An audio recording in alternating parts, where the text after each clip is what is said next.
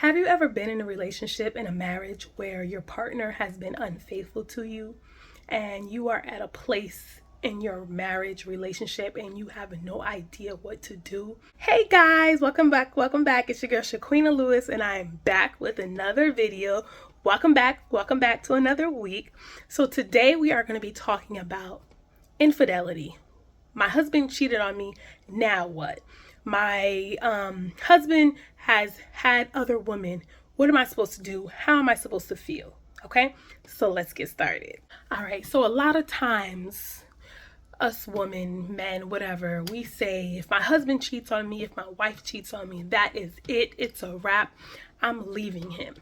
But I'm here to tell you guys, you don't know what you'll do. You don't know how you'll feel until you are put in that situation. You may say, oh, my husband cheats on me, I'm leaving. And then once you're put in that situation, you realize that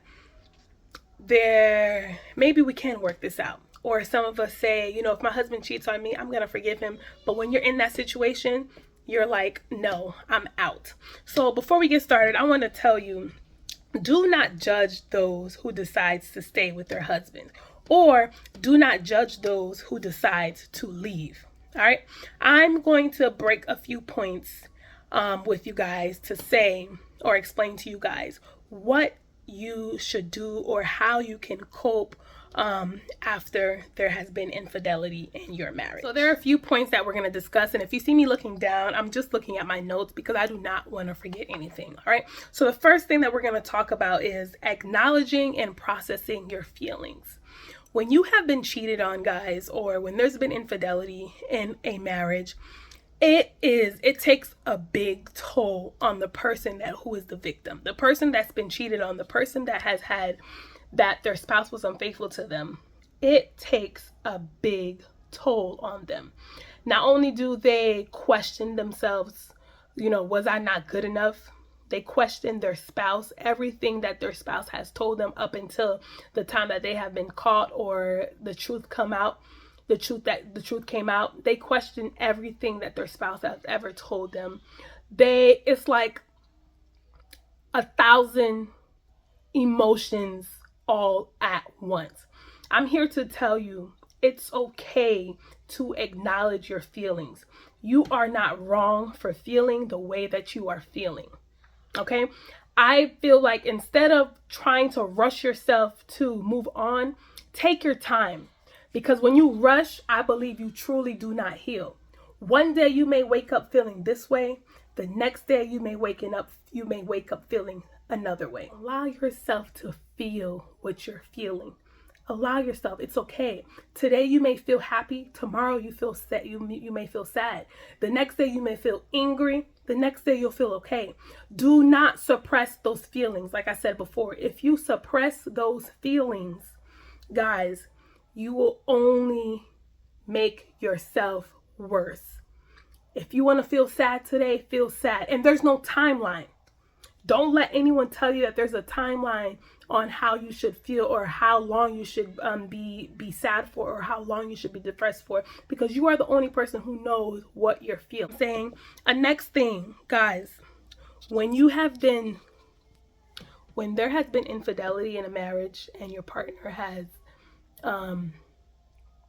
broke that trust, you are, like I said, there's a range of emotions going on. One thing I would advise you not to do, my ladies, do not make impulsive decisions. Do not make decisions based on emotions, okay? Because of course, at the time, all you want to do is leave. All you want to do is make that person feel what you're feeling. All you want to do all you see is blood, right?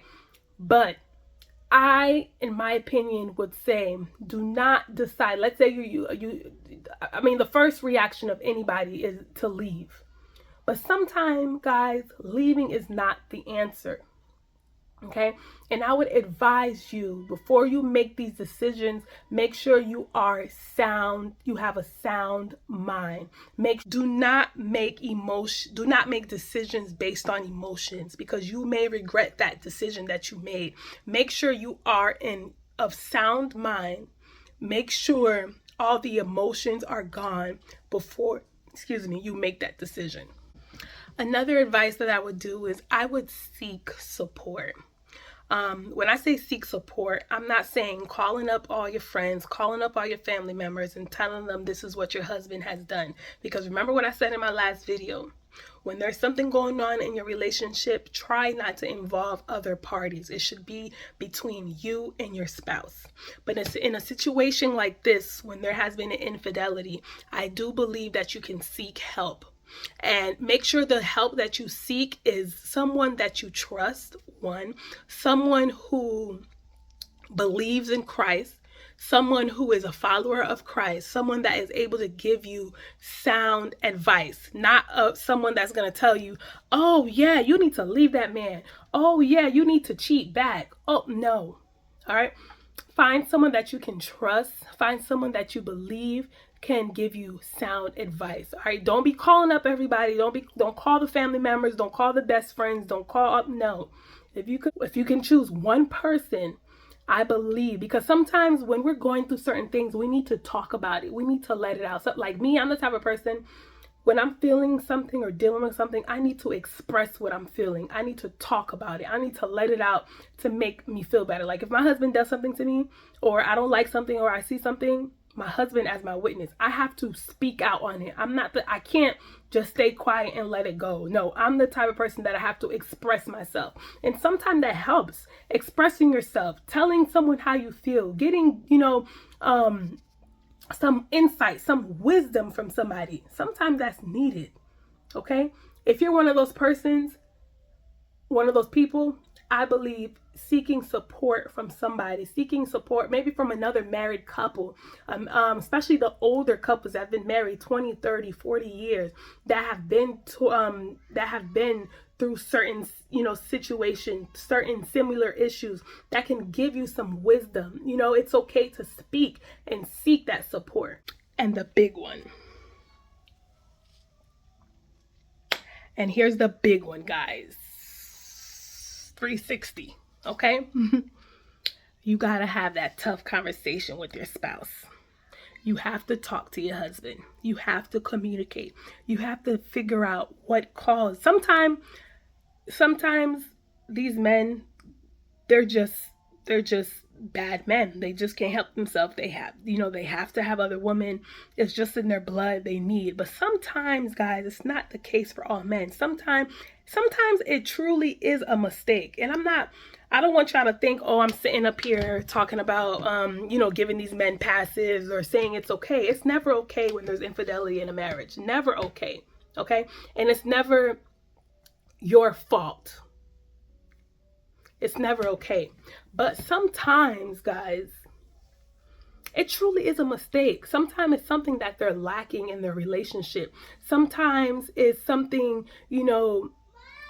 sometimes it's something that they're lacking in their relationship. Sometimes, you just never know. You got to have that conversation with your man to figure out what was the root of the problem. What happened? What caused you to do this?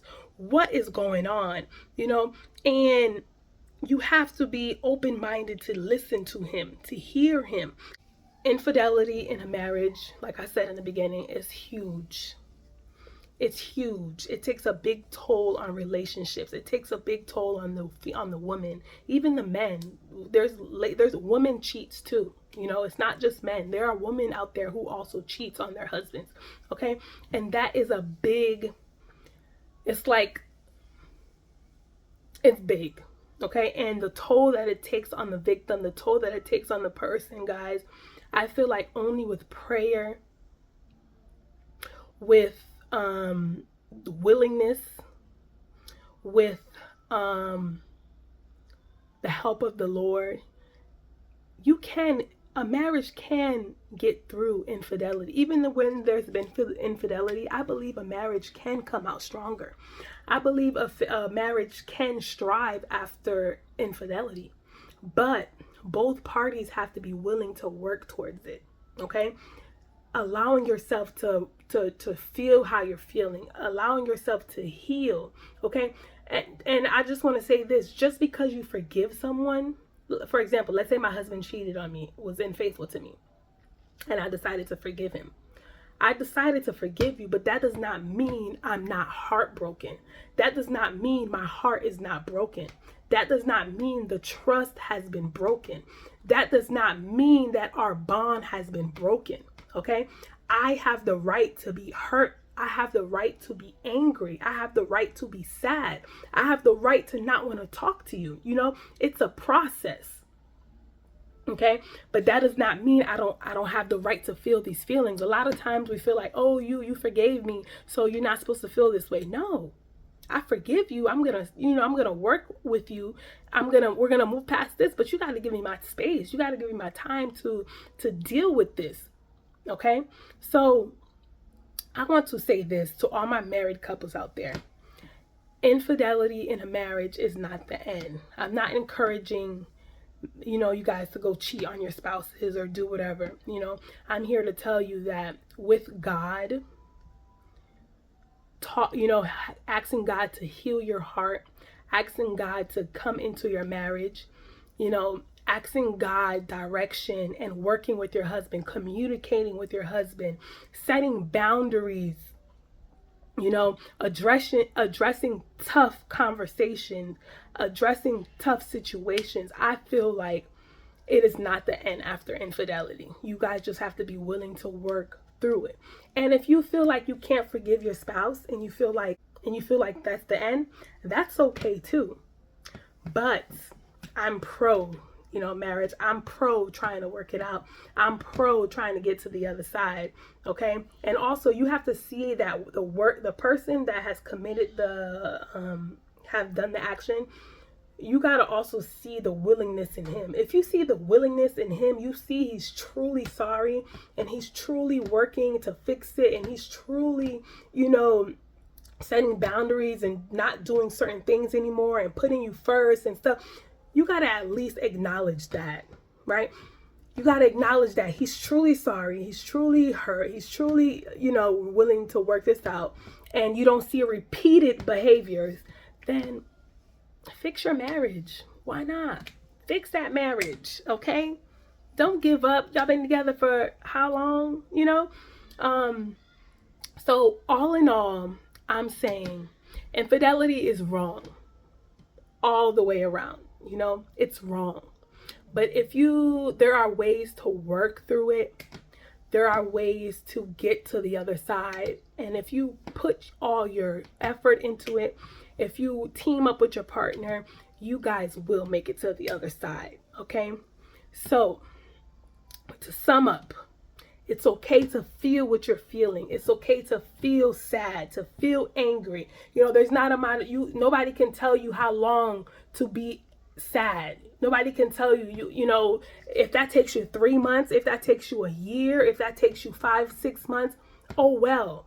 Do not suppress those feelings, okay? Do not put those feelings off to the side. Take your time to feel what you're feeling, all right? And if you don't make decisions when you're angry, okay? Don't make decisions on emotions, okay? Do not be quick to say, okay, I'm done with you while you're still hurt, okay? If you need to talk to someone, find someone that you can talk to, okay? And most importantly, seek God. There's nothing that you ask the Lord that the Lord will not give you, okay? If you can save your marriage, all right? If you see it's worth it, save your marriage, all right? It's your girl, Shaquina Lewis, and I'm out. Bye.